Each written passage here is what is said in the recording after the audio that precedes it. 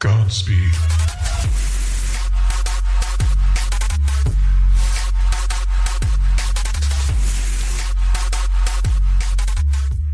Ahoy, all of you flick freaks, what is going on?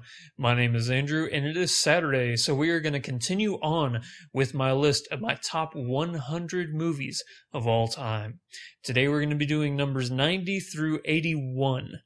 Big disclaimer again, just because your favorite movie is not on my list does not mean that the movie is not amazing to you. These are my personal favorites, so please just, if you enjoy the same movies, that's fantastic. If you hate my movies, that's your opinion, and you are entitled to it. So let's continue on now with number 90. So starting off with number 90 on our list, we have the film I Saw the Devil, what I personally believe to be one of the greatest revenge films of all time. Starring Byung-Hun Lee, who we know as Storm Shadow from G.I. Joe, and also Min-Sik Choi, if you've ever seen Old Boy. He is the main protagonist in Old Boy. This is I believe his name is Ji-Woon Kim is the director of this film. Fantastic director. What this film is about is Byung-Hun Lee's character plays a detective whose wife is murdered by a serial killer. So he has made it his life mission to capture the guy who murdered his wife and to constantly torture him over and over again. And as the man is about to die, he will let him go, and he will continue his search on again. So the serial killer has to live out the rest of his days knowing that this detective is right on his heels, and one day he will catch him again. A fantastic movie, one of the most violent movies I have ever seen in my life. And I think the thing that is most interesting about it is the fact that as the movie goes on, you're not sure anymore who is the hero and who is the villain. And I think that is where it is very fantastic cinema right there. So let's move on now to number 89. Coming in at number 89 on our list, we have the film Winter's Bone. I think the reason why this film is so near dear to me personally is because it was pretty much filmed right here where I live, in my home backyard. I got to go on set actually and meet all the people who worked on the film, like Jennifer Lawrence, John Hawkes. It was just a fantastic, fantastic experience. I also got to meet the director, Deborah Granick, who actually is one of the nicest people I've ever met in my life. Another reason why I love this film is because the acting is incredible. This is the film that got Jennifer Lawrence her first Oscar nomination. Before this, not a lot of people knew who she was, and look at her today. She's a megastar, one of the most recognizable faces in Hollywood. Another reason why I like it is because the story is phenomenal, and the fact that it depicts that type of living around these areas so perfectly is another reason why I enjoy it, because those people, if you've seen the movie, believe me, they do exist, and they are everywhere around here. The meth lab situation where I live is pretty bad, and this film does a great job of depicting it. So that's what I have to say about this, and let's move on now to number 88. At number 88 on our list, we have the hilarious crime drama In Bruges, starring Colin Farrell, Brendan Gleeson, and Ralph Fiennes. This is the film that actually made me believe 100% that Colin Farrell can be an amazing actor. I kind of got a glimmer of it in Minority Report. I'm like, you know what, maybe there's something there.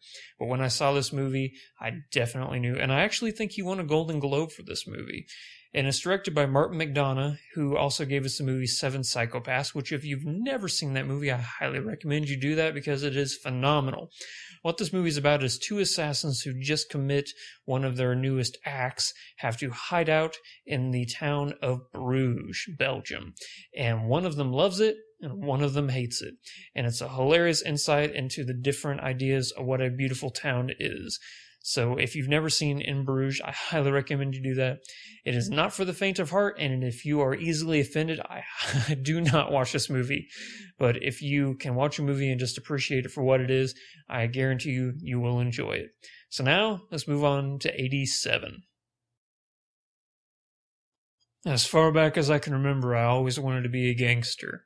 I'm sure a lot of you thought that this movie was going to be higher on this list, but here it is. The movie that is, I guarantee you, on 99% of all movie critics' lists, Goodfellas, Martin Scorsese, one of his biggest masterpieces, starring Robert De Niro, Joe Pesci, and Ray Liotta.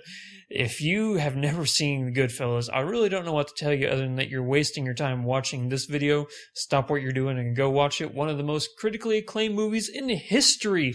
I love it, and I guarantee you're wondering what could be higher on the list than Goodfellas. You're going to have to continue on the list to find out. I'm not really going to go into what Goodfellas is about because if you haven't seen it, stop watching this video and go and check it out. If you have seen it, let's move on to number 86. What's in the box? Coming in at number 86, we get a look in the demented mind of David Fincher in one of his masterpieces, Seven, starring Kevin Spacey, Brad Pitt, and Morgan Freeman. The film follows two detectives who are on the case of a serial killer who is choosing his victims based on the 7 deadly sins of the Bible. This film is beyond grotesque and horrifying, and it is a masterpiece, and that is why it deserves a spot on our top 100 list. Let's move on now to number 85. Coming in at number 85, spoiler alert, we have the only Tim Burton film on this list, Big Fish, starring Ewan McGregor, Albert Finney, Jessica Lange, and Marion Cotillard. The reason I think why I love this movie so much is because Tim Burton actually restrains himself and he makes a movie and not one of his trippy Dr. Seuss nightmare films. And it doesn't star Johnny Depp. It does star Helena Bonham Carter, but she is only a minor character in the film. So again, another reason why it's different from a lot of Tim Burton's films, and another reason why I like it. The film is about a son who finds out his father is dying, and he has never heard the true version of what his father's life was about. So his father tells him this fantastic tale of wonder and magic, and he tries to convince his son that it was all real. I definitely recommend that if you have not seen this movie, get on it. It is beyond incredible. And I say we move on now to number 84. Coming in at number 84, we have Stanley Kubrick's tour de force film about the Vietnam War, Full Metal Jacket. If you ask me, this movie is actually 2 films. The first half is about the struggle through boot camp during the 60s, and then the second half is the nightmare of the Vietnam War. This movie stars Matthew Modine, but I actually think he takes a backseat as far as performances go from some of the other actors, particularly Vincent D'Onofrio, who plays Private Pyle, as he tries to survive boot camp and he just can't do it. And the biggest performance in the entire movie has to go to Arlie Ermey, who plays Gunnery Sergeant Hartman, the boot camp drill instructor who tears people apart physically and mentally. This movie makes you question a lot of stuff, not only about the movie, but also about yourself and how you would deal with these certain situations. And that is why it deserves a spot in our top 100 movies of all time. Now let's move on to number 83. At number 83, we have American History X, directed by Tony Kaye. Never heard of him? Well, that's because this is really the only thing worthwhile he's ever done as far as directing goes. The movie stars Edward Norton and Edward Furlong, and it also stars Avery Brooks, who gives an amazing performance. Outside of Star Trek, I should say. The movie is about 2 brothers, one of them a former neo-Nazi who, after surviving his round in prison, decides to change his ways. And he also tries to convince his younger brother from going down the same path he did. The reason why he went to prison is because he committed one of the hardest to watch scenes in film history, the infamous curb stomp scene. If you've seen the movie, you absolutely know what I'm talking about. The movie is great because you see how a person can go from being just a terrible human being to trying to redeeming themselves and to admitting that what they were was wrong and to stop other people from following in their footsteps. It's a film about family, it's a film about change, and it's a film about trust. And it is beautiful, and it is very important for a lot of people to watch. It is an amazing film that definitely deserves a spot in everybody's top 100. So let's move on now to number 82. Coming in at number 82, we have Pixar's Toy Story. Talk about a 180 from every other film we've talked about on this list so far. Directed by John Lasseter, the king of Pixar, if you ask me. This movie stars Tim Robbins and Tom Hanks as 2 toys in love with their owner, Andy. As they disappear from him, it's their journey on trying to get back to him and the rest of the toys at Andy's house. This movie is the first Pixar movie, and it is one of my favorite movies, one of my favorite Disney movies of all time. I guess you're going to have to watch the video and find out what other Pixar movies and Disney movies are higher on this list, because I guarantee you there are more. Let's move on to the last film on this list, number 81. Now that we talked about happy-go-lucky toys for 10 seconds, it's time to get back to the violence, torture, and murder that has flooded this list so far. With American Psycho starring Christian Bale. This is the movie that made me realize Christian Bale was going to be an amazing actor.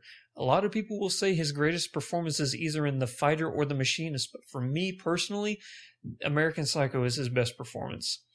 The movie follows Patrick Bateman, a New York entrepreneur who secretly is a serial killer.